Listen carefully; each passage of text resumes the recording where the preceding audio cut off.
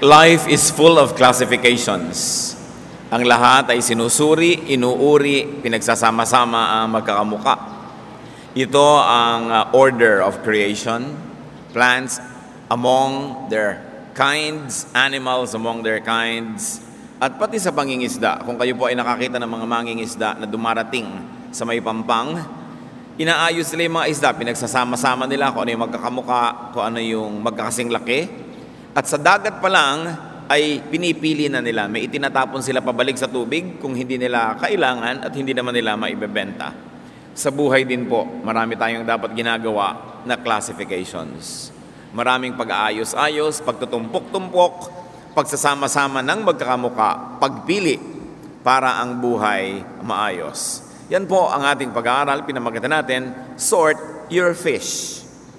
Piliin, igrupo, paghiwa-hiwalayin ang mga huli ng buhay. Salamat o Diyos dahil kayo'y Diyos ng kaayusan and you are teaching us how to sort the various things that come into our lives. Sa paglapit namin sa iyo, patuloy kami nagpapalinis. Kinikilala ang aming karumihan, pagkakasala, pagkakamali, ang aming mga pagkukulang. Linisin niyo po kami, patawarin, punan ng inyong kabanalan at ngayon, humihingi kami ng pagpapala, ng katuruan, pagtutuwid, pagpapalakas sa amin.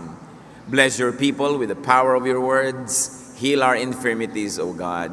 Strengthen our weaknesses. Walk in our midst. Enable us to become better persons, to be more and more like your Son, Jesus. So, Lord, in our midst, may you sit in your power, in your glory and majesty, and dispense blessings to your people. Ilayo niyo kami sa masasamang tao, sa masasamang espiritu, maging sa mga personal naming mga kamalian at kasamaan, at puspusin niyo kami ng mga pagpapala. Be our preacher, be our teacher, O God. We ask you in the name of your Son, our Lord, Jesus Christ. Sort your fish. Napakarami pong mga bahagi ng Biblia ay naganap sa tabi ng dagat na tinatawag na Sea of Galilee, sapagkat doon sa mga pangpang niyan, maraming ginawang pagkilos, pagtuturo ang Panginoon, at halos ang lahat ng mga disipulo ng Panginoon ay mga mangingisda. Kaya maraming mga talinghaga, maraming mga metaphors tungkol sa isda. Matthew 13:47-50. Jesus speaking. Once again, the kingdom of heaven is like a net that was let down into the lake and caught all kinds of fish. When it was full, the fishermen pulled it up on the shore. Then they sat down and collected the good fish in baskets, but threw away the bad. Isa pong napakalinaw sa mga original listeners ng Panginoon ng example, sapagkat halos lahat ng original listeners niya ay nakakakita ng ganitong gawain ng mga mangingisda, na matapos ibaba ang lambat nila doon sa tubig at ito'y mapuno ng mga huli, ito ay kanilang dadalhin sa pampang at pagdating doon, aayus-ayusin nila, pagmumukha-mukhain yung mga isda, sinong magkakasama, magkakasize, mag-anak ng mga isda. At ang gagawin daw nila, itatapon nila yung tinatawag nilang bad fish. Ano yung bad? Yung hindi nila maibebenta o hindi nila makakain. Yung mga mahuhusay na mga mangingisda, ibinabalik nila yan sa tubig para mabuhay pang muli at sumama sa ecosystem. Yung mga iba naman, yan ay ginagawang fertilizer o kaya ay ginagawang pakain sa mga alaga nilang hayop. Kung ano-anong ginagawa. Pero merong good at bad fish. Hindi moral ang pinag-uusapan dito na kabutihan o kasamaan, kundi good for their use and for their purposes. To go on, verse 49, this is how it will be at the end of the age. The angels will come and separate the wicked from the righteous and throw them into the fiery furnace where there will be weeping and gnashing of teeth. Una, nagkwento ang Panginoon tungkol sa isang pamilyar na eksena. Pagpili, paghihiwalay ng mga isda. Yung pala, tutungtungan lang niya ito para magkwento ng isang mas mataas na kwento.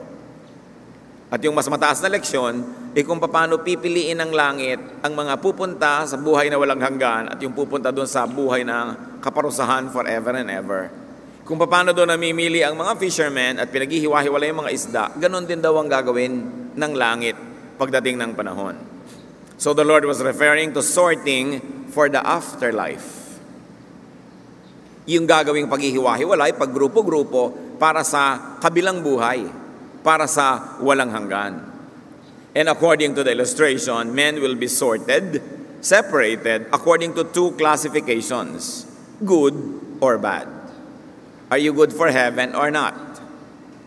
So fish is good or bad for eating or selling, and people will be separated according to, are they good for heaven or they are not. Kaya ang isang moral lesson dyan, kahit pa nga tayo naniniwala that we are saved by faith in the Lord Jesus and His saving ministry, we should always be good. Kailangan good. Lagi may nagtatanong, ano ba yung salvation? Grace or works? Of course, we believe it is by grace, but true grace and true faith leads to works. So kailangan, habang naniniwala ka sa salvation by grace, kailangan patuloy ka rin nagiging mabuti at ginagawa mo lahat ang mabuti. So that just in case that your scholarship is short, nakulang ang iyong kaalaman, merong lihis sa iyong interpretation, sigurista ka, punong-puno ka rin ng good works. At wala namang masama doon, sapagkat yun nga itinuro ng Panginoon na dapat ang tao punong-puno ng good works. That we were created in Christ Jesus to do good works. 2 Corinthians 5:10, for we must all appear before the judgment seat of Christ, that each one may receive what is due to him for the things done while in the body, whether good or evil. Yan ang sabi ng 2 Corinthians 5:10. Ang lahat haharap sa paghuhukom at susukatin ayon sa kanilang mga ginawa habang sila ay nasa lupang katawan, habang sila ay nabubuhay dito sa mundo. So yun yung sorting for the afterlife. Meanwhile, there is also a lot of sorting for the now life. Dalawa naman niyang hangganan ng panahon, yung sa kabilang buhay at yung dito sa buhay na ito.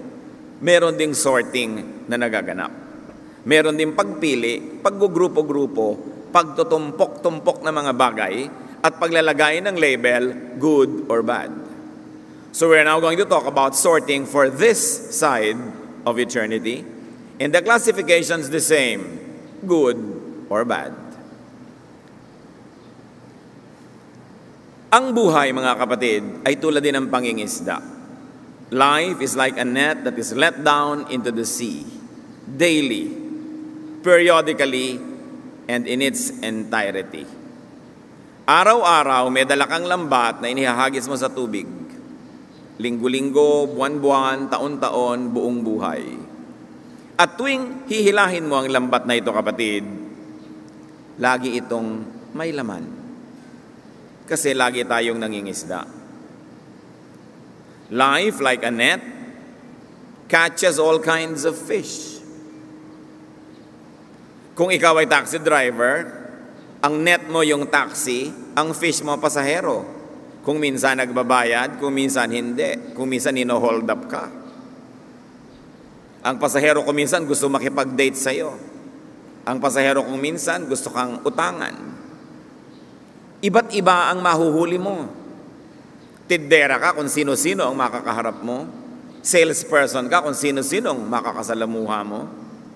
Pag dumadating ang isang maghapon, iba't ibang uri ng mga tao. So, like a net, we catch people. Babae kang maganda, iba't ibang uri ng lalaki manliligaw sa'yo. We catch acquaintances and associates. We catch neighbors and friends. We catch partners. You get them all the time. Pastor ka, may mga nagme-member sa'yo, may mga blessing, may mga hindi. Speaker ka, may makikinig sa'yo, mayroong mabubuting makinig, mayroong hindi. Magulang ka, may mga magiging manugang ka, mayroong mga maayos, may hindi. Araw-araw, yung lambat natin nakakahuli ng mga tao. Like a net, life also catches things. Sometimes you catch a cold. No? Kung ano-ano ang nasasambot mo, nasasalo mula sa inihahagis ng langit. We have acquisitions. Like a net, you get earnings or winnings or gifts. May mga nagiging mapalad pag nanalo. Meron naman, katulad ng ibang nananalo sa loto, na hold up pa, napatay, mabuti pang wala nalang pera, wala naging interest na hold upin siya. May nakakabuti, merong hindi. Like a net, life catches opportunities, possibilities, chances. Merong mga babaeng nananalo sa beauty contest, napabuti. Meron naman kung kailan nananalo ng beauty contest, lalong napariwara. Kasi naligawan ang lahat ng dirty old men. Merong gumaganda siya, napapabuti. Merong sa pagganda, nagiging magnet ng mga kalungkutan sa buhay. Life offers chances, proposals, openings, potentials. Naglalakad kami, itsura kami, nag-aabot sa ng calling card. Agent ako ng modeling agency, tawagan mo ako. Merong mga mapapabuti, may mapapasama. Maraming opportunities. May business opportunity, yung konti mong inipon, ininvest mo, may napabuti, may lalong naghihirap. May mga opportunities to go abroad, may mga pamilyang umasenso, merong nawasak. There is always an opportunity that comes your way every day. Life catches all kinds of fish and their accompanying demands. Kung ano yung nahuli mo, may kakambal yun na hihingin sa'yo. May requirements, merong premiums, may payments, may price tags. Because everything has a price. May inaalok ka maging artista, what is the price? May inaalok ka na maging ganito, anong ibabayad mo para mangyari yon? May pangarap kang hinahabol, ano ang price tag? We need to sort what life brings to us. We need to sort what our net catches. Kailangang suriin, uriin, grupo-grupuhin ang natatanggap. Hindi pwedeng lahat hawakan. Dalawa lang ang kamay ng tao, konti lang ang pwedeng hawakan. Limitado ang espasyo ng bangka, dapat itapon muli sa tubig. Yung hindi kailangang magpabigat at magpalubog dito na wala namang pakinabang. Pero ang hirap niyan, alam mo ba kung ano yung good at yung bad para sa'yo? Wala namang taong sa umaga ay magpapasyang, huhulihin ko lahat ng bad para ako mapahamak. Lahat ng hinuhuli natin, akala natin good. Kailan mo lang malalamang bad kung hindi ka matalino? Pag nasaktan ka na. Pag nalugi ka na, nahirapan ka na, doon mo lang malalaman bad pala. Kaya lang, huli na. Nakabubuti lang para sa susunod mo pa mga karanasan at nang hindi na maulit. We can't have and keep everything and everyone. Kailangan mag-sort. We must sort according to classification. And the same principle holds, good or bad. What is a good catch? What is a bad catch? Sa tao, sa bagay, sa mga oportunidad. A good person, a good thing, a good opportunity is that who and which does you good. Mahirap ba yan maintindihan? Marami kang manliligaw. Who is the good one? The one who does you good. Hindi lang yung good looking, tapos dudurugin pala yung puso mo. Hindi lang yung mataba ang bulsa, yun pala makaka-maintain ng maraming kerida. Who is a good person? The person who does you good. The person who makes you good. The person who brings you good. Ganon din yung good thing. What is a good thing? A very nice car, is it a good thing? Kung takaw car na, mapapatay ka pa, magiging mitya ng iyong buhay, then it's not good. What is a good opportunity? An opportunity that will not compromise your morals. An opportunity that will bring out the best, not the worst in you. An opportunity that brings you close to God, that is a good opportunity. Araw-araw namimili tayo kung alin ang itatapon, alin ang itatago. Dapat matalino tayo. Sabi sa 1 Corinthians 10:24, nobody should seek his own good, but the good of others. So ang tanong, may taong pumapasok sa buhay mo, kumakatok, gustong maging boyfriend mo, girlfriend mo, gustong maging kaibigan mo, gustong maging empleyado mo, gustong maging kasama mo sa buhay, is he or she good for you? Is he or she good to you? Pinapahalagahan ka ba niya? Iginagalang ba niya ang iyong pagkatao? Pinapalabas ba niya ang iyong mabuti, ang iyong talento, ang iyong husay? O minamaliit ka niya, kinakawawa, inaapi, binabaliwala? Kahit siya good looking, kahit you feel good pag nandyan siya, hindi siya good for you. Mapandaya ang damdamin at emosyon. Kaya maraming napapasama, nadadaya ng emosyon. You feel good pag nandito ang taong to. Never mind that the tao is not good to you, not good for you, and does not do you good.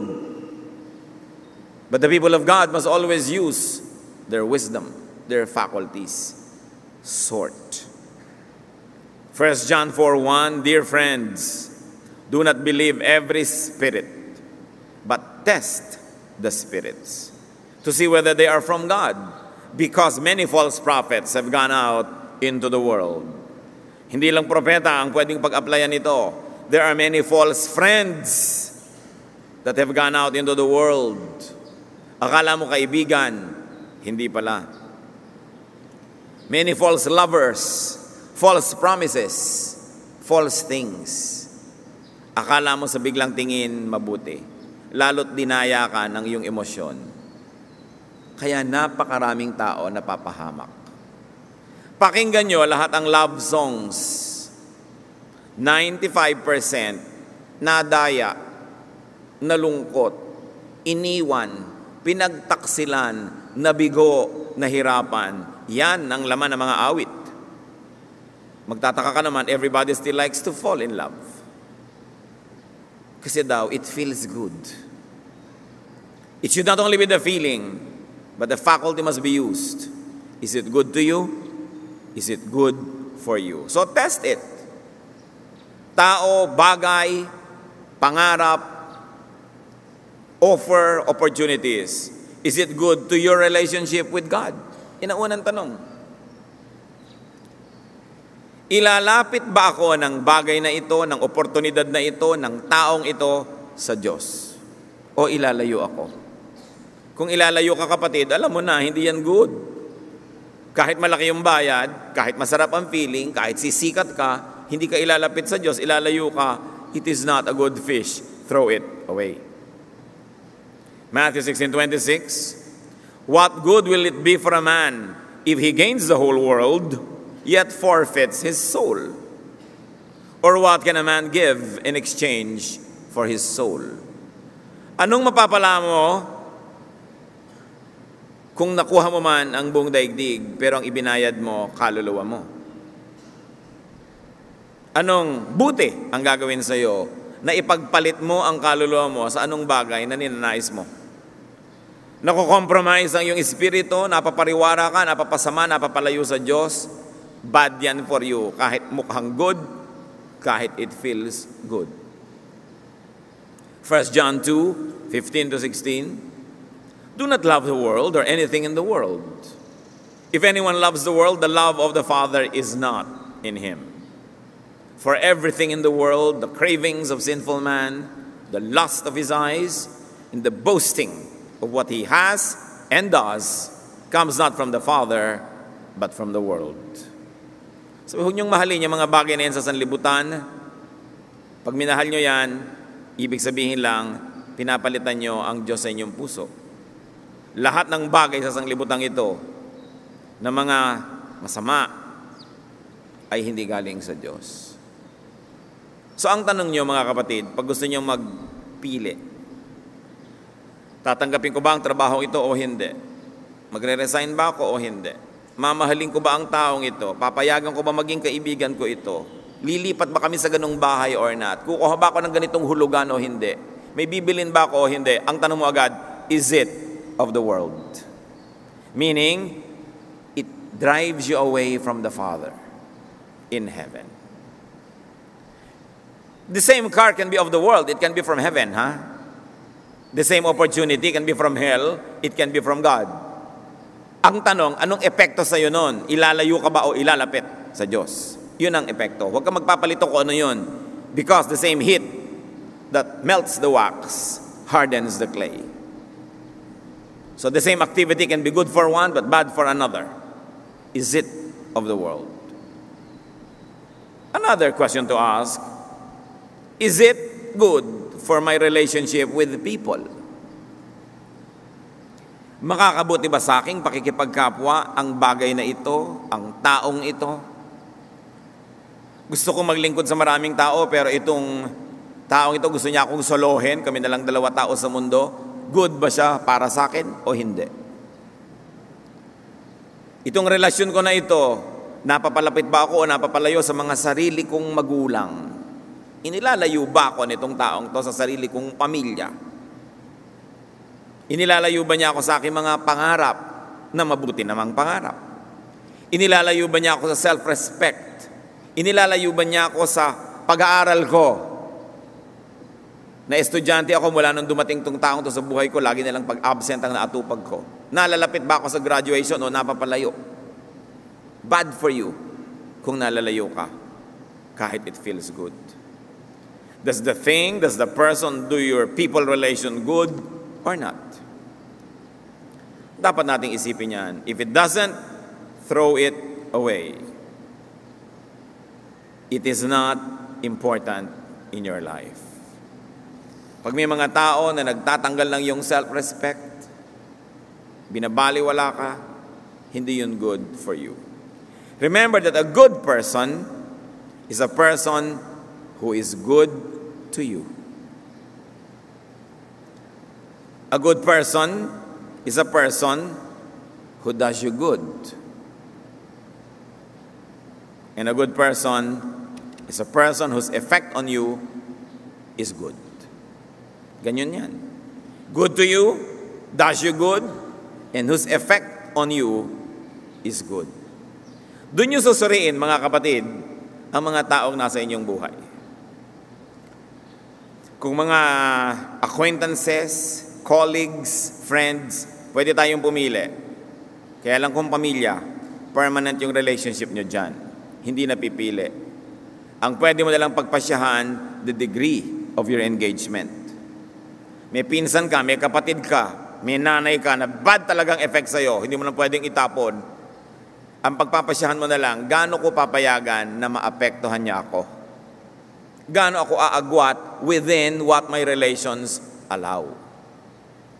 Gaano ko siya papayagang pumasok sa utak ko, sa puso ko, sa buhay ko, kahit nandyan siya lagi, pwede ko namang lagyan ng bakod kahit kapraso. Nagpapasya tayo doon. Good people must be kept. They must not be carelessly and foolishly thrown away. Manging isda ka, nakahuli ka na ang ganda-gandang lapu-lapu, ihahagis mo sa uli sa tubig, sayang. And yet, many of us can be deceived and throw away good people into nothingness. Marami tayong sinasayang na mga taong mahuhusay, itinatapon natin. Kailangan marunong kang sumuri. Another test, is it good to your relationship with yourself? So sinuri natin ang isang bagay, isang pangarap, isang tao, isang opportunity.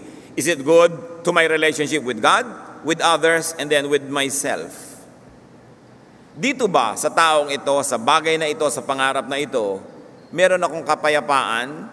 Are you in peace with your conscience? How does it affect your inner peace, your health, your happiness? I-test nyo yung mga tao. Pagkasama ko ito, masaya ba ako o hindi?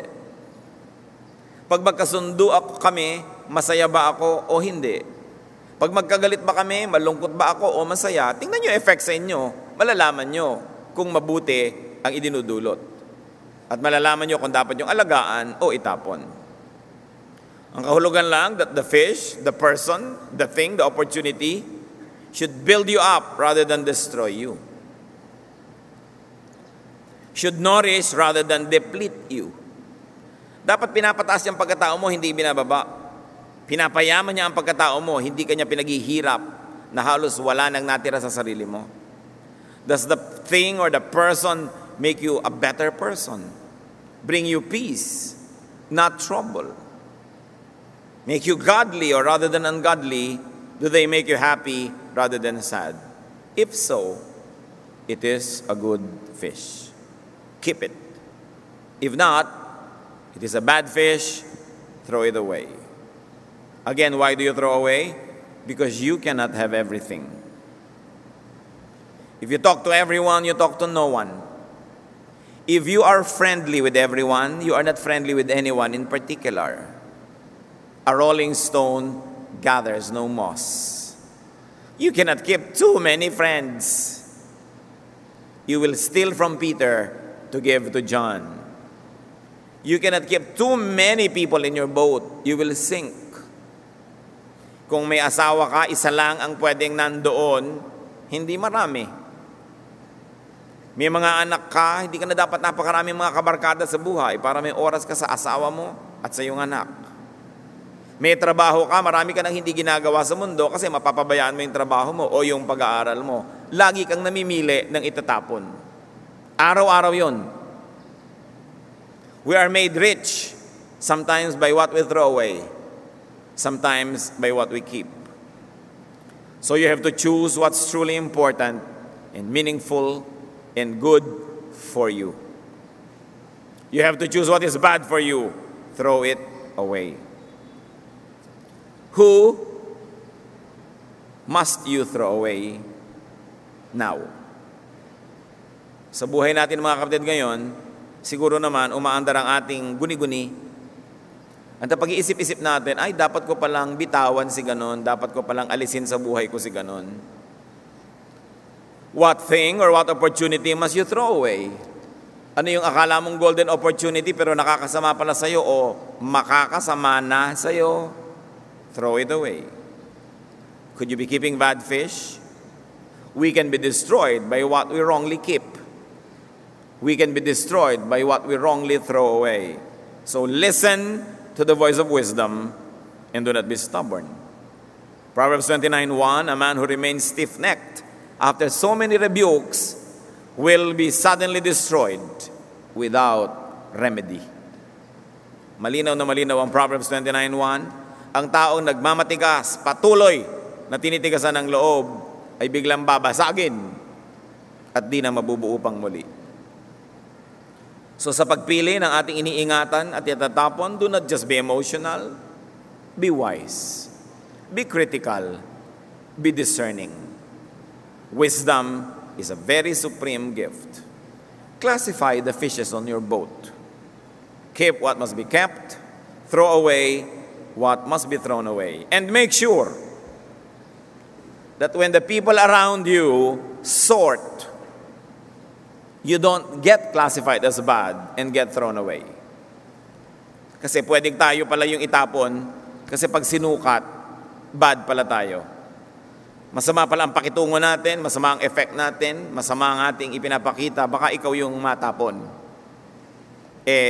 Mahalaga pala yung boat na yun sa'yo, dapat hindi ka matanggal doon.